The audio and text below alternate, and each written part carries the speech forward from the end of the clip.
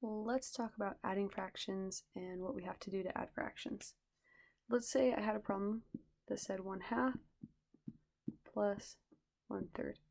If I drew a picture of those, 1/2 looks like this, 1/3 looks something like this.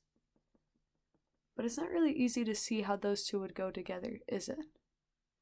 In order to add fractions, we have to get them to the same denominator, which tells us how big the pieces are, and then it's much easier to put them together. One strategy that I like to get to a common denominator is a ratio table. So let me show you how that works. We were talking about 1/2 and 1/3. Here's 1/2.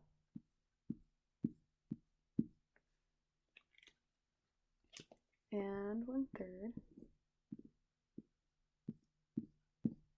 And you just finish off the ratio table. Down here we're counting by 3's 3, plus 3 is 6, plus 3 is 9, plus 3 is 12, plus 3 is 15. Don't go super far, just go a couple out, and then you'll see in a second. 1, so on the denominator we're counting by 3's, on the numerator we're counting by 1's. 1, 2, 3, 4, 5. Each of these is an equivalent fraction for 1/3. 1/3 is equivalent to 2/6 is equivalent to 3/9 is equivalent to 4/12.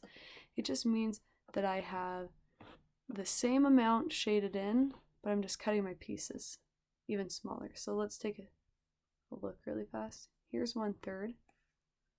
I can easily change 1/3 into 2/6 by just drawing in more lines to split. I have 2 out of the 6. And I can make 4/12 out of that by just splitting each of these again. I haven't changed how much I've shaded, I've just changed the size of the piece. So all of these are equivalent to each other. 1/3, 2/6, 3/9, 4/12, 5/15, they're all equivalent. So let's make some equivalent fractions for 1/2. On our denominator, we're counting by 2's. 2, 4, 6, 8, 10. Numerator, I'm counting by 1's. 1, 2, 3, 4, 5. Now, I want to have the same size of pieces, and we know that the denominator tells us the size of our pieces. So I've got to look through and find a common denominator. It's pretty easy to see that on 3, there's no 3's up there. 6, there is a 6 up here. So if we just circle this fraction here, and this fraction here. 3/6 and 2/6. So if I go back to my original problem, which was 1/2 plus 1/3, I've created an equivalent fraction for both. Equivalent fraction for 1/2 with a denominator of 6 was 3/6. An equivalent fraction for 1/3 with a denominator of 6 was 2/6. Now I can easily add these two together because this is in a 1/6 and these are into a 1/6 pieces.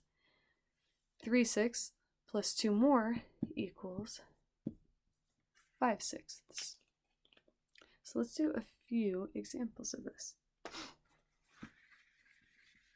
I really like to stack the problems. So if I had 1/3 plus, let's say 3/4. I like to stack it. That way it gives me space to work over here. So I'm going to create a quick little ratio table for 1/3. 3 plus, and so 3 is my denominator, so I'm counting by 3's. 3 plus 3 is 6, plus 3 is 9, plus 3 is 12. 1 is my numerator, I'm counting by 1's. 1, 2, 3, 4. For 3/4, create a quick little ratio table. 4 is my denominator, so I count by 4's. 4, 8, 12, 16. 3 is the numerator, count by 3's. 3, 6, 9, 12. Now let's just look at my denominators up here. 3 and 6 and 9 and 12, 4, 8, 12, and 16.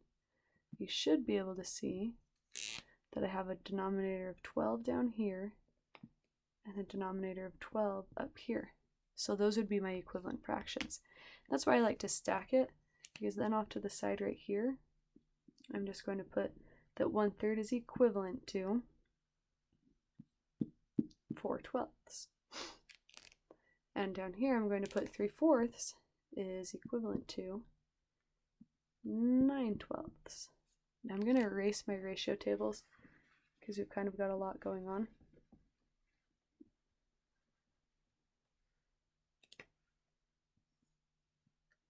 But now I'm not really worried about these. I'm just adding 4/12 plus 9/12.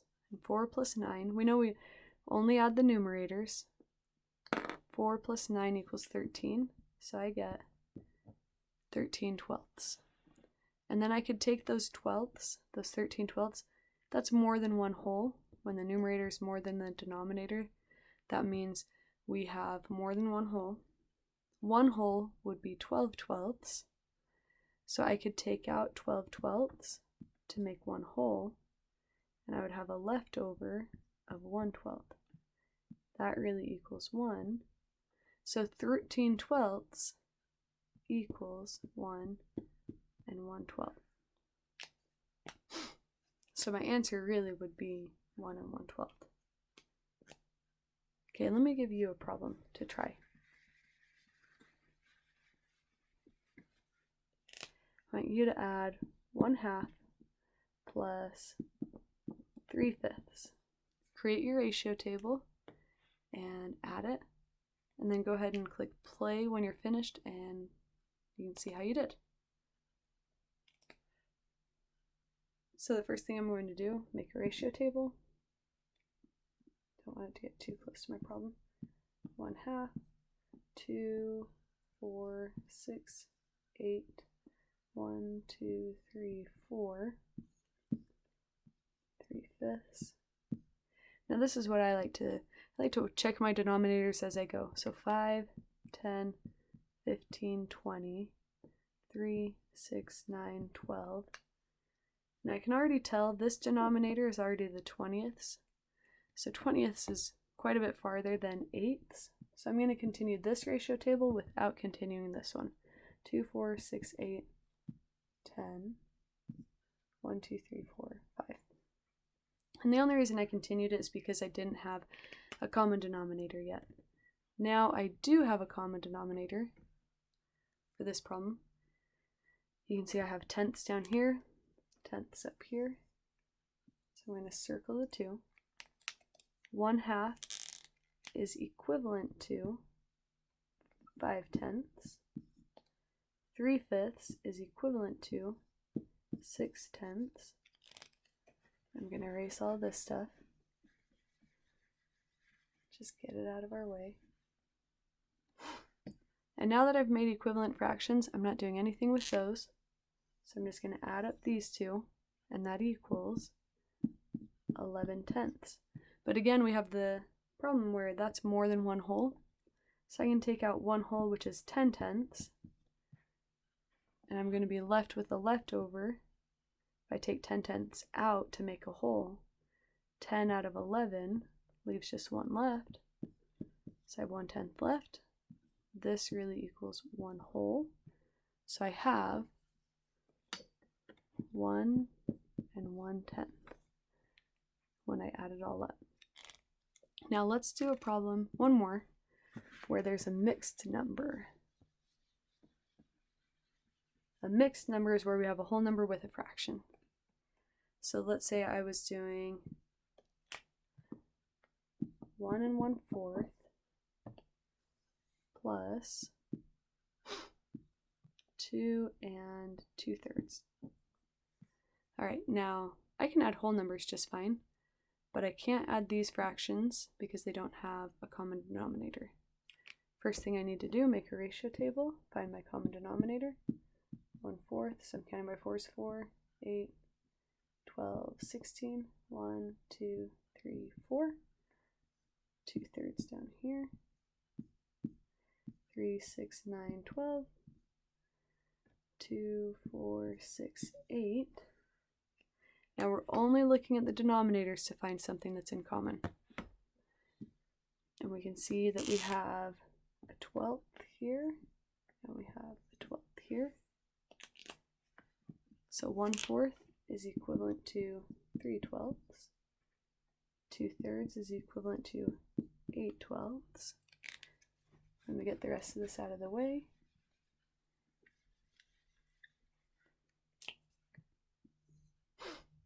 And now, again, because we made a common equivalent fractions with a common denominator, we don't worry about this stuff. So I'm only going to circle what we're going to add. Don't worry about those. We changed those into new fractions. Now I can add 3/12 plus 8/12, no problem. That equals 11/12. But this is really important. Don't forget your whole numbers. You still have to add those. And 1 plus 2 equals 3. All right, I'm going to give you one problem to do. That was our first problem with the mixed number. I want you to try one, and then that'll be it. I want you to add 2 5/6 plus 1 1/2. So go ahead, pause the video, do your best to solve it, and then click play when you're ready to go.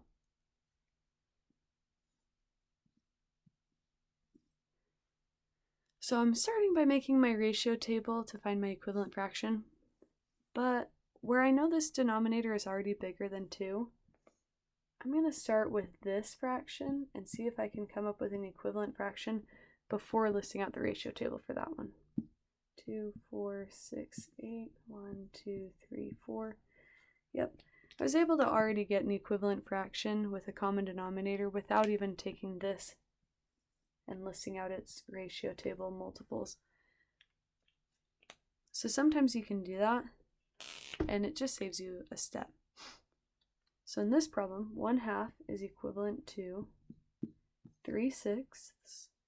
And because we didn't have to do anything with our ratio table, 5/6 just gets to say exactly the same as 5/6. But I'm going to rewrite it over here so that I can line all of this up when I add. Don't worry about this. This got changed into equivalent fractions. Now I'm going to add 5/6 plus 3/6, which is 8/6. Don't forget your whole number. 2 plus 1 equals 3. Now we get to the point where our answer is 3 8/6. Let's talk about that for a second. 3 8/6. 8/6 is more than one whole. So we can take out 6/6 and make a whole. And if we take 6 out of 8, there's 2 left over. So I was able to make one whole, and 2/6 was left over. But we have our 3 original wholes, and now one more whole. So this all really equaled 4 2/6. All right, I hope that helps. Good luck. Let me know if you have any questions.